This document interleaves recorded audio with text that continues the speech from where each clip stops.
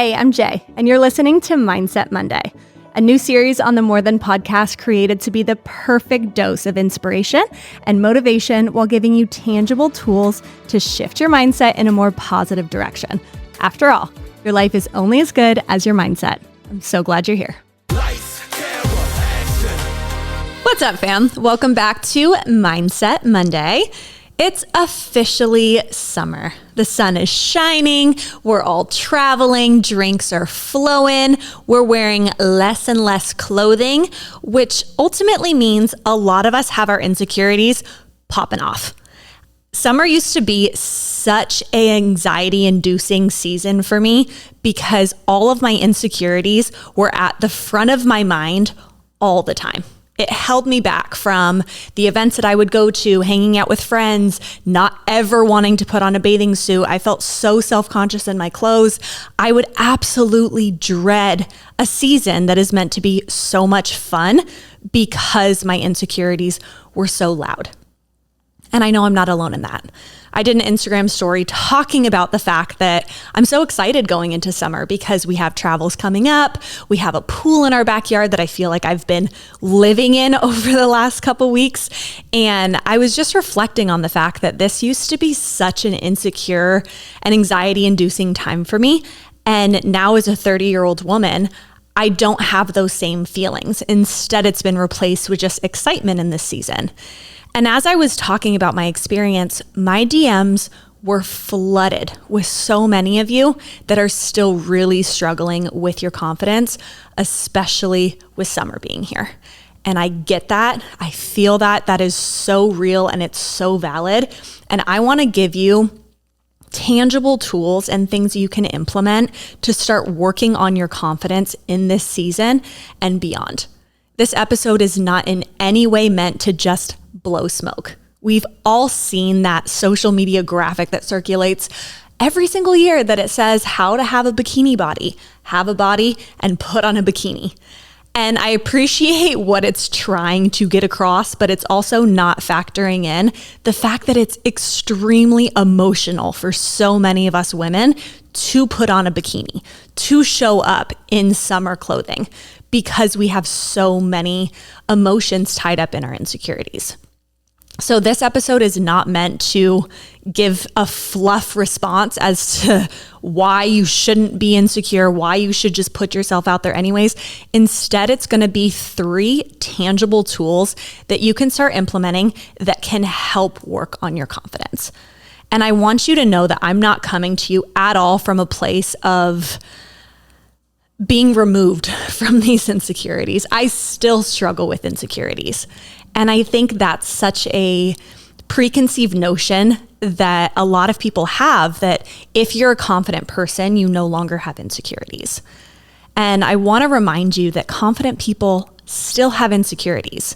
The difference is they don't allow those insecurities to hold them back from living, from chasing things that they actually want, from experiencing life. That's the difference. And when you can get to that place where you can still accept the fact that you have insecurities, but not allow that to hold you back, it's so freeing. So I want to title this episode, How to Have a Confident Girl Summer. Because by doing these 3 things, you are setting yourself up for the most confident summer of your life, even if nothing about you right now is physically changing. I don't typically talk a lot on here just about your body because I know that that is an insecurity that every single one of us can relate to, but it's a highly emotional topic for every single one of us. We all have very unique emotions and unique pain when it comes to insecurities with our body, but I want to remind you, I have never once met a person who is 100% secure in their body all the time. It doesn't exist. I have never felt confident when I've put on a swimsuit. I've never looked at myself in the mirror and thought, I love the way I look in this bathing suit. I can say that even after competing in a bikini fitness competition, competing in a bikini at Miss Arizona USA, and competing on national television at Miss USA. Even doing that, I still didn't feel fully confident and I wasn't obsessed with the way that I looked in a bathing suit. But just like I said a moment ago, you can be confident and still have insecurities and not allow those insecurities to hold you back. That's the biggest lesson that I want you to take away from this, that you don't have to be in love with your body in order to be confident. This whole self-love movement is amazing. I love the intention behind it. But if you're at a place right now where you hate your body, where you struggle looking at yourself in the mirror and saying anything positive, me coming on here and telling you that you need to love your body is setting you up for failure because you're so far away from being at that place. Instead, I want to encourage you to get to a place of just body acceptance and body appreciation. You can appreciate the fact that you have a healthy body. You can appreciate what your body has done for you. If you're in different transitional seasons of your life, maybe you're going through a health crisis, maybe you've been pregnant or you're postpartum, or you're just growing up and your body is changing and it feels really weird. It's okay if you don't love your body in every season, but learning to appreciate your body in every season is something that's really, really powerful. And I want to encourage you to do that. So one quick and easy way that we're going to start working on just body acceptance is by stopping avoiding yourself when you look in the mirror.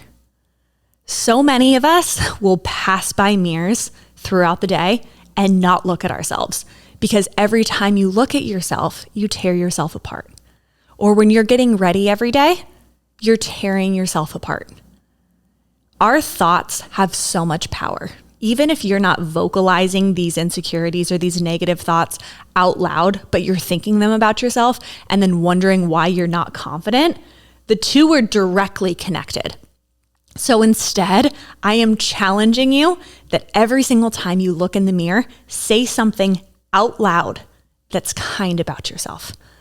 It might feel forced in the beginning. It might feel just very uncomfortable or very unnatural in the beginning. But I promise you, if you continuously do this over time, it will make an impact on your confidence. When I was really, really struggling with my confidence, I would argue and say I had zero confidence when I was about 21 years old. I Googled how to become confident, and this Glamour magazine article popped up, and it talked about writing on a sticky note these affirmations and saying them out loud to yourself in the mirror. I rolled my eyes. I thought there's no way that that's ever going to work, but I was trying to build up my confidence, and at the same time, I was trying to instill confidence in my little sister. So I figured, what do I have to lose? We both wrote down a couple of these statements that were examples in this Glamour magazine article on a sticky note, and we shared a bathroom at the time. So I had it right on our mirror. And I forced myself and her every single time we went in the mirror to say these 5 things out loud.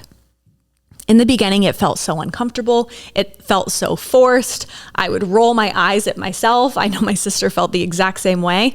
But after doing it consistently, it started becoming a bit of a habit. And then I noticed I started thinking these affirmations about myself, even when I wasn't looking at myself in the mirror. This one experience is what made me want to create our affirmation stickers, which was the first product that I ever launched through More Than, because that was so life-changing for me. So if you don't know where to begin, we have these affirmation stickers available to you that you can stick them on your mirror, stick them somewhere that you see constantly, and start practicing these. I promise it will make a difference. I know it sounds so simple, but even if you don't believe it in the beginning, constantly reinforcing these positive things about yourself will impact your confidence. Number 2, we are doing a closet clean out. I know firsthand what it feels like to walk into a closet and feel like you have so many clothes, but nothing to wear, and having so much stress and so much anxiety over getting dressed every day. But this has such an impact on our confidence because if you think about it, if you're surrounded by all of these clothes that you don't feel confident in and don't fit you properly, that is only reinforcing these insecurities that much more. Our bodies are going to change just like trends change every single year, and that's okay. If you're going into your summer clothes and you're upset because the shorts that you wore last year no longer fit, I understand that that's an emotional setback for you. Remove the emotion out of the piece of clothing and put it away. If your body's just changing because you are getting older or you're going through something and the things that you once wore last season or in the last 5 years that suddenly doesn't fit now, release the emotional attachment to it and get rid of it, or put it in a bin and put it somewhere else, out of sight, out of mind. Because if you fill your closet with things that fit your body right now, instead of being flooded by aspirational clothing, it's not only going to make getting ready so much easier, but it's going to help your overall confidence so much more. We all hold on to these aspirational clothes for whatever reason. Like I said, there's a lot of emotional attachment that we hold into our clothing. And I've mentioned many times just being an extremely insecure kid growing up. I've always really attached my worth with my weight or with the number on the scale or the size of clothing that I'm wearing. And when I moved to New York City, I got thrown into this whole new world of fit modeling. And I learned firsthand that the fashion industry is a business and it's psychological. And they are capitalizing so much on women's emotions when it comes to our clothing. And we allow that to happen. It's been this vicious cycle for years and years and years, and it's reinforced through these unrealistic beauty standards and through marketing campaigns. And that's why clothes are so emotional. When I was able to see the behind the scenes process of how they fit clothes and the fact that there's no universal sizing standard, I was able to take some of the emotion out of my clothing and not allow it to hold so much weight over me. If this is a topic that interests you at all, I have an entire lesson in the Fundamentals of Confidence talking about the fashion industry and the impact it makes on our confidence, because it's so powerful. And when you become more aware of it, it's so much easier to just look at clothes as something that is a fun way to express your style and not allow your insecurities to get so wrapped up in it. So doing this closet clean out is going to be an emotional process, because you're going to be letting go of things that you have memories attached to or aspirational clothes that you wish fit. Allow it to be that emotional process. Remove those from your line of sight.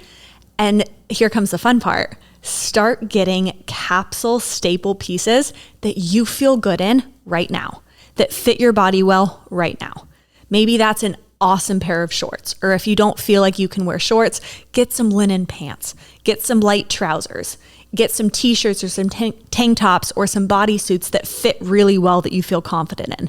Get one killer swimsuit that accentuates you in all the right places that you feel confident in, and stick to those basics. We don't need a whole closet filled with things. We need a handful of things that we feel really good in order to have more confidence in our clothes. And in return, you're going to carry yourself with so much more confidence.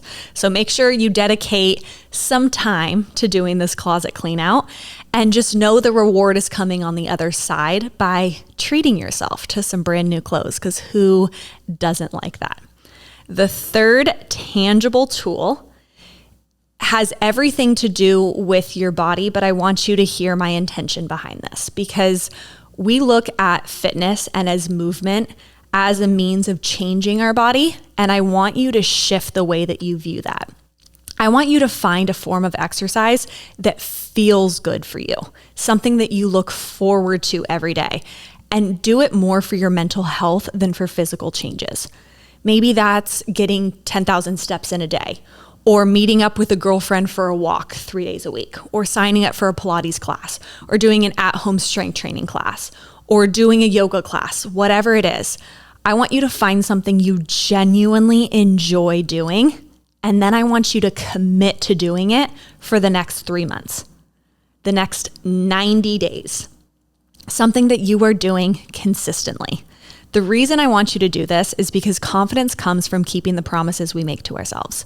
So often we set a goal, we say we want to do something, but we don't follow through with it. We don't allow ourselves to be held accountable because it was a very loose goal without a real intention behind it. But if you commit to showing up for yourself because you want to improve your mental health and because you want to get your body moving, you will start noticing such a change in your confidence, because not only have you kept that promise to yourself, but you're releasing some endorphins, you're getting your body moving, your mental health is increasing, and your body will inevitably become stronger because of it. So often we start exercise routines or we come up with this short-term goal because we want to only see physical changes. But if you're trying to make these physical changes happen solely so that you can have an external change, a lot of the times it doesn't happen. And there's two schools of thought here, or there's two different personality types. On one end, if you're really struggling with confidence in your body right now, it's easy to hold yourself back from wanting to do anything physical at all. And on the other extreme, you have people that are killing themselves in the gym or restricting the way that they eat so that they can wear a bathing suit, they can feel confident if they have plans with friends. I don't want you to be either extreme. Instead, I want you to be doing something every single day that feels good and is a form of moving your body that you look forward to.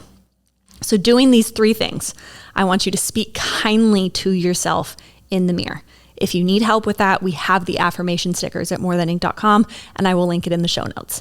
The second is we're doing a closet clean out and only focusing on filling our closets with things that fit us in this season right now. Third, you're going to find a form of movement that feels good for you. These three things are going to help you to have a confident girl summer and start working on your confidence that will last with you in every single season.